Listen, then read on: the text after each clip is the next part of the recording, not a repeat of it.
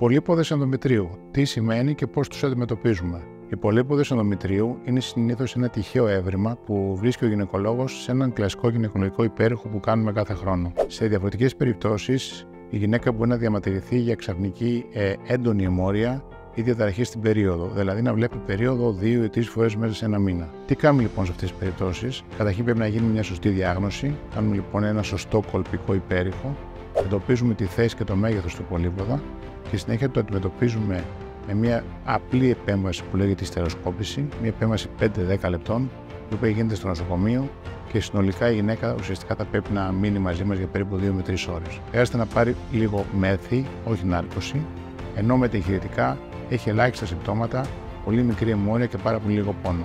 Γιατί αφαιρούμε τις πολύποδες? Πρώτον, γιατί οποτεδήποτε βγάζουμε ένα πολύποδα πρέπει πάντοτε να τον ελέγξουμε, είτε αυτός είναι γυναικολογικός, είτε είναι στο έντερο, είτε είναι οπουδήποτε στο σώμα μας, και να αποκλείσουμε οποιαδήποτε κακοήθεια, και κυρίως σε ηλικία αναπαραγωγικής ηλικίας, διότι οι πολύποδες εμποδίζουν τη σύλληψη. Λειτουργούν δηλαδή σαν ένα φυσικό σπιράλ, για να το πούμε έτσι απλά, δημιουργώντας σημαντικές δυσκολίες στις γυναίκες οι οποίες θέλουν και προσπαθούν να κάνουν παιδί, στην περίπτωση στην οποία παραμείνει ο πολύποδας μέσα στη μήτρα.